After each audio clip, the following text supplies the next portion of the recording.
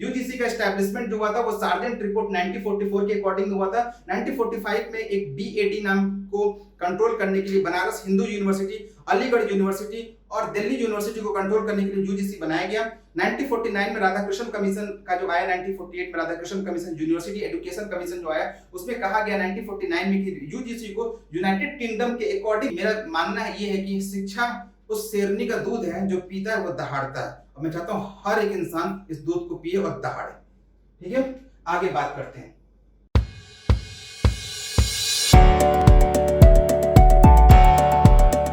Hello student, कैसे हैं आप लोग? आज आपके सामने एक बहुत ही ज्यादा इंटरेस्टिंग टॉपिक, एक इंटरेस्टिंग वीडियो के साथ में आया हूं, और ये वीडियो है यूजीसी के बारे में, यूनिवर्सिटी ग्रांट कमीशन के बारे में। जैसा कि आप सबको पता है कि नेट का पेपर होता है, नेट के अंदर से सर्टिफिकेट मिलता है, जो आपको सर्टिफिकेट के ऊपर लिखा होता है यूनिवर्सिटी ग्रांट कमीशन यूजीसी। तो सबके दिमाग में ये चलता है कि ये यूजीसी है क्या और क्यों है। यहाँ तक कि मैं आपसे एक बात बताना चाहता हूँ कि बहुत सारे कॉलेज और यूनिवर्सिटी में जॉब करने वाले प्रोफेसर्स को भी नहीं पता होता है कि यूजीसी है क्या, क्यों है, इसके पीछे रीजन क्या था, कैसे यूजीसी की एस्टैब्लिशमेंट हुई, करंट टाइम में यूजीसी के चेयरमैन कौन है, और जो चेयरमैन है वो उनके क्वालिफिकेशन कौन सा है, यूजीसी किस तरीके से काम करता है, उसका मेन मोटो क्या है, क्यों, क्या उसका मेन मकसद क्या है यूजीसी को बनाने के पीछे, और किसके करने से और किसके कंट्रीब्यूशन के, किसके मेहनत से यूजीसी आज यूजीसी बना हुआ है। ठीक है, बहुत ये इंटरेस्टिंग टॉपिक है। ये यूजीसी नेट पेपर 1 का भी एक पॉइंट बनता है, और इसके अलावा एक जनरल नॉलेज का भी बहुत इंपॉर्टेंट क्वेश्चन है। UPSC, BPSC, UPPCS, civil service, RAS के एग्जाम में, यहाँ तक कि आरपीएससी के एग्जाम में भी ये टॉपिक बहुत इंपॉर्टेंट है और आपके एग्जाम में आ सकता है। मेरा नाम राहुल कुमार है, मैंने 4 टाइम यूजीसी नेट क्वालिफाई किया हुआ है, कोड 55 में। ये जो टॉपिक जिसमें हम आज डिस्कस करने वाले हैं, ये यूजीसी के बारे में, ये जो टॉपिक है ये बिल्कुल ही एक अलग तरीके का टॉपिक है। एक हर एक प्रोफेसर को, हर एक टीचर को पता होना चाहिए, हर एक स्टूडेंट को पता होना चाहिए कि जिस यूनिवर्सिटी, जिस कॉलेज से वो पढ़ाई कर रहा है, क्या वो कॉलेज का जो जिसके ऊपर आप देखते हो this university approved by, affiliated bye UGC, तो क्यों है, कैसे, उसी के बारे में हम बात करेंगे। सबको पता होना चाहिए, क्योंकि जितने भी एजुकेशन सेक्टर में लोग हैं सबको ये बात पता होना ही चाहिए। ठीक है, सबसे पहले शुरू करते हैं। देखिए, जब आजादी मिलने की बात चल रही थी, जब इंडिया फ्रीडम के पोजीशन पे पहुंच गया था और सेकेंड वर्ल्ड वॉर खत्म हो रहा था, उसी समय पे एक रिपोर्ट आया। उस रिपोर्ट को कहते हैं सार्जेंट रिपोर्ट। सार्जेंट रिपोर्ट ने कहा कि ठीक है, इंडिया फ्रीडम मिल जाएगा, इंडिया को आजादी मिल जाएगी आफ्टर वर्ल्ड वॉर, लेकिन उसके बाद क्या, उसके बाद कैसे काम चलेगा, मतलब कैसे वर्क करोगे। तो इसके लिए उन्होंने कहा, सार्जेंट रिपोर्ट ने कहा कि एक ऐसा ऑटोनोमस बॉडी, एक ऐसा बॉडी बनाना चाहिए जो कि देश के जो सेंट्रल यूनिवर्सिटीज हैं, और उस टाइम पे 3 ही सेंट्रल यूनिवर्सिटी सबसे फेमस थे, जहां पे ऑल ओवर इंडिया से स्टूडेंट आके पढ़ाई करते थे, जिसका नाम है बैड, बीएडी, शॉर्टकट बता रहा हूं, बीएडी, याद रखने का तरीका, बैड। बैड का मतलब समझिए, बी का मतलब होता है बनारस हिंदू यूनिवर्सिटी, ए का मतलब होता है अलीगढ़ मुस्लिम यूनिवर्सिटी, और डी का मतलब होता है दिल्ली यूनिवर्सिटी। तो सार्जेंट रिपोर्ट आया 1944 में। कौन सा रिपोर्ट आया?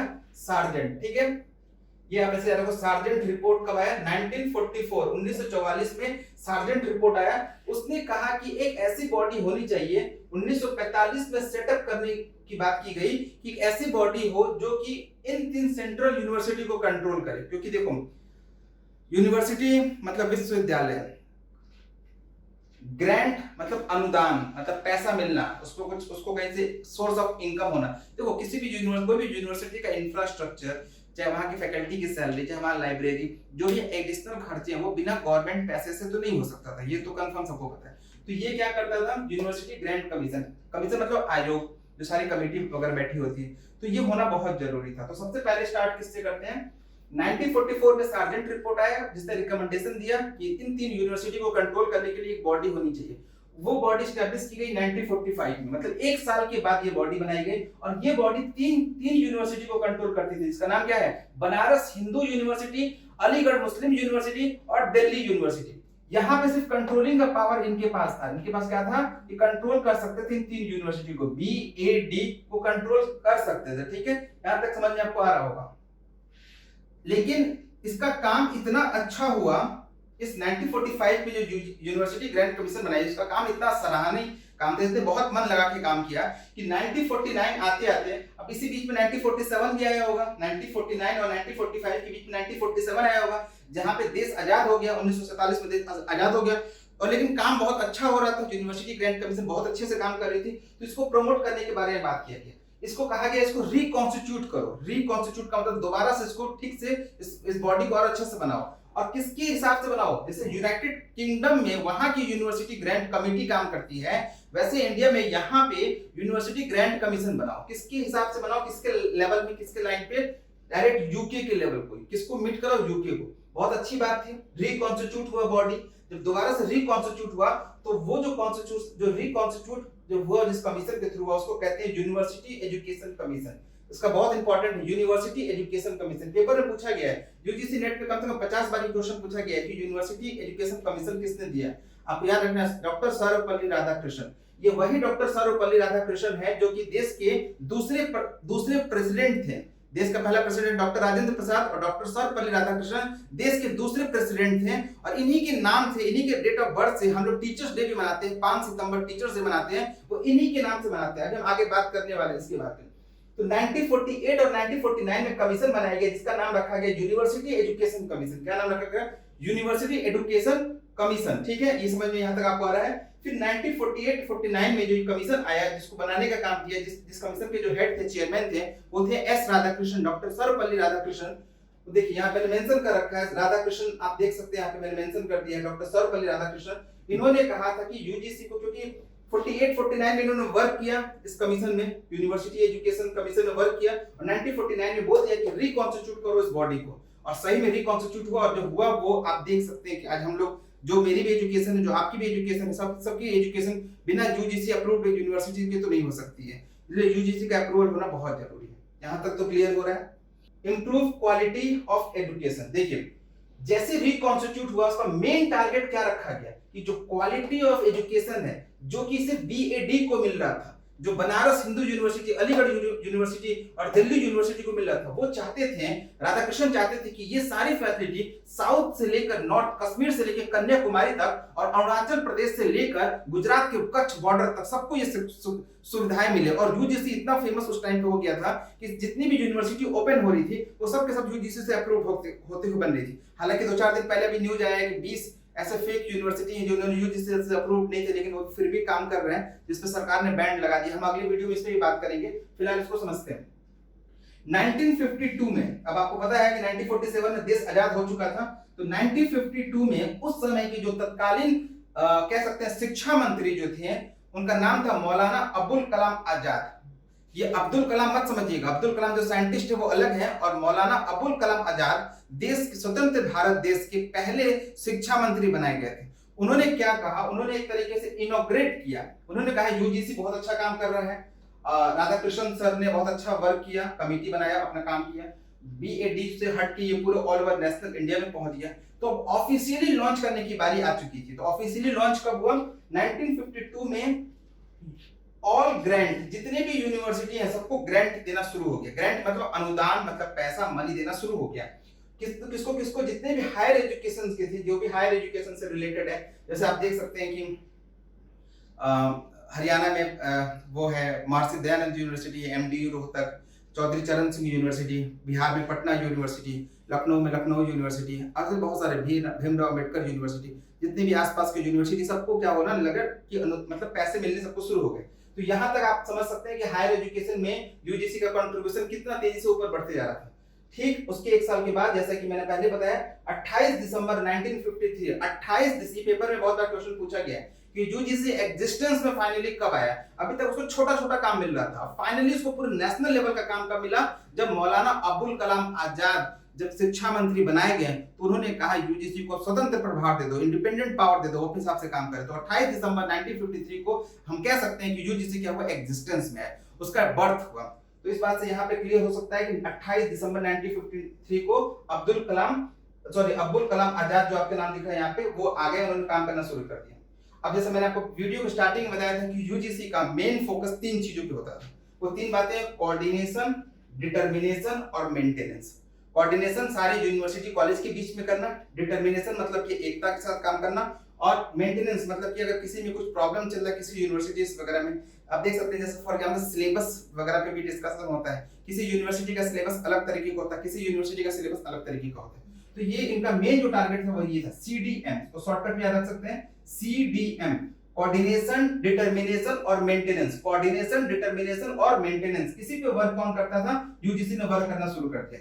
लेकिन अब पेपर में अब आपके माइंड में क्वेश्चन आएगा कि जिसने भी यूजीसी अप्रूव्ड यूनिवर्सिटी या कॉलेजेस से डिग्री लिया होगा, सबके ऊपर लिखा होगा यूजीसी एक्ट 1956। तो अभी तक तो ये बातें जो बनाई गई, ये सिर्फ और सिर्फ एक बॉडी के रूप में बनाई गई, ऑटोनोमस बॉडी। लेकिन 1956 में इसको पार्लियामेंट से एक्ट बना के इसको पारित कर दिया गया, इसको अप्रूव कर दिया गया। तो हम इस बात से इत्तेफाक रख सकते हैं, इस समय इस बात को हम अग्री कर रहे हैं कि 1953 में 1953 में यूजीसी एग्जिस्टेंस में आ गया, but UGC finally statutory body के रूप में कब कन्वर्ट हुआ? नवंबर 1956, पार्लियामेंट से उसको अप्रूव मिल गया। अब जैसे ही वो एक्ट में कन्वर्ट हो गया, उसके पास चैप्टर्स वगैरह आ गए, उसके अंदर सेक्शंस वगैरह जुड़ गए, सेक्शंस, चैप्टर, सब सेक्शंस, ये सब जुड़ना शुरू हो गया। धीरे धीरे यूजीसी आगे वर्क करना शुरू हो गया।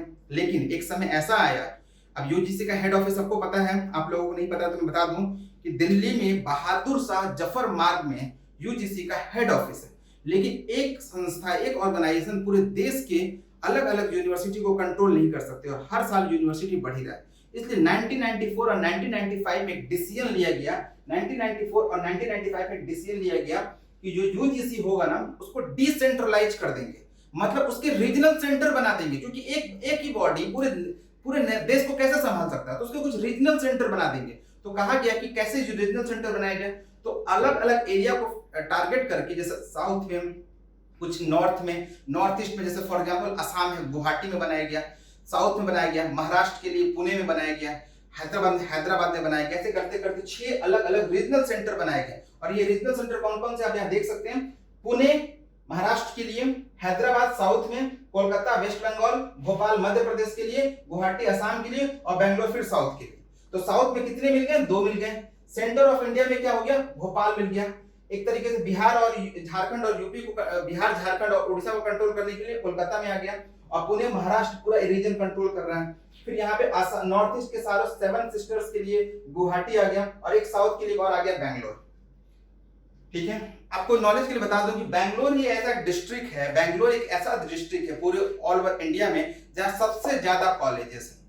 ऑल ओवर इंडिया में अगर कभी क्वेश्चन आपसे पेपर में पूछा जाए, आप देख सकते हो बहुत गर्मी है और पसीने हो रहे हैं, और पसीने में भी देखिए आपके लिए वीडियो बना रहा हूँ। बस उम्मीद करता हूँ कि आप इस वीडियो को पे अच्छा कमेंट करें, लाइक करें, सब्सक्राइब करें, शेयर करें, ज़्यादा से ज़्यादा अपने फ्रेंड सर्कल में बताएं। ये एजुकेशन चैनल है, यहाँ कोई हंसी मजाक की बात तो होगी नहीं, सिर्फ नॉलेज की बात होगी। और मैं चाहता हूँ कि जो नॉलेज मेरे पास है वो नॉलेज आपके पास है। होप सो कि आपको ये वीडियो अच्छा लग रहा होगा, तो इसको जरूर लाइक जरूर करें। यहाँ तक अगर समझ में आ चुका है, बहुत सारे प्रोफेसर्स को बहुत सारे इंडिया लेवल पे बहुत सारे कॉलेज के प्रोफेसर टीचर को पता नहीं होता है कि ये यूजीसी चल क्या है, बस नाम सुना है यूजीसी क्या होता है। लेकिन आज मैंने आपको पूरा एक्सप्लेन कर दिया कि यूजीसी होता क्या है, काम कैसे कर रहा है, क्या उनका मेन फोकस है। यहाँ तक क्लियर हो चुका है, आगे हम बात करते हैं। अब ये जब एक्ट में बदल गया और ये डिसेंट्रलाइज हो गया 1994 और 95 में, तोड़ना जरूरी भी था। एक ही बॉडी दिल्ली से, अब दिल्ली से हैदराबाद कंट्रोल कैसे किया जा सकता है, दिल्ली से कोलकाता में कंट्रोल कैसे किया जा सकता है, तो रीजनल सेंटर बनाना बहुत जरूरी था। 1994-1995 में डिसेंट्रलाइज, डीईसी का मतलब होता है डिसेंट्रलाइज, मतलब हेड ऑफिस दिल्ली तो रहेगा बहादुर शाह जफर मार्ग में, लेकिन 6 क्या होंगे अलग अलग, उसके क्या हो जाएंगे रीजनल सेंटर बन जाएगा। उसी 6 रीजनल सेंटर से वहां की यूनिवर्सिटी जो होंगे कंट्रोल में की जाएंगी, और मेन कौन होगा सेंट्रलाइज लेवल में, दिल्ली बहादुर शाह जफर मार्ग पे होगा। तो इस तरीके से काम होना शुरू किया। अब जो सबसे रिसेंट जो मसला है जो मैं आपसे डिस्कस करने वाला हूँ कि यूजीसी का करंट टाइम में चेयरमैन कौन है, तो जो यूजीसी के जो करंट चेयरमैन है उनका नाम है जगदीश कुमार। जगदीश सर, जगदीश मैंने यहाँ मेंशन कर रखा है, जगदीश कुमार ये। कुछ लोग ये भी कहते हैं कि जगदीश कुमार कभी सही तरीके से डिसीजन नहीं ले सकते। मैं आप सब उन यूट्यूबर्स पे एक कमेंट करना चाहता हूँ जिन्होंने उनके बारे में गलत बोला है।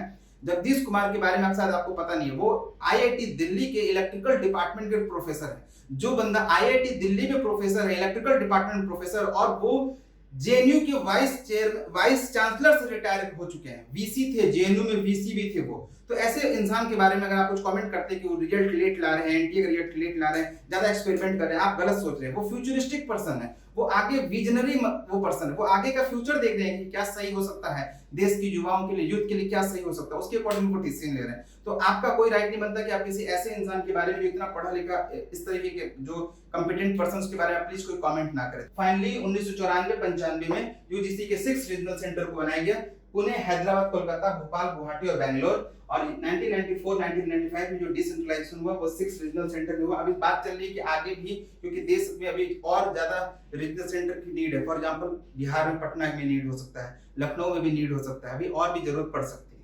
ठीक है, राजस्थान में भी कोई रीजनल सेंटर नहीं है, पंजाब में भी कोई रीजनल सेंटर नहीं, तो अभी और भी रीजनल सेंटर बनाए जा सकते हैं। और ये बिल्कुल सही भी है। जो यूजीसी के करंट जो चेयरमैन है वो जगदीश कुमार है। और ये छोटा सा वीडियो था आप लोगों के लिए। होप सो कि मेरा मेहनत, मेरा जो काफी, जो मैं बोलते बोलते थक गया हूँ, तो प्लीज मेरे वीडियो को लाइक कर दे, सब्सक्राइब कर दे, कमेंट करें। और thank you so much for watching my video. All the best to all of you. जय हिंद।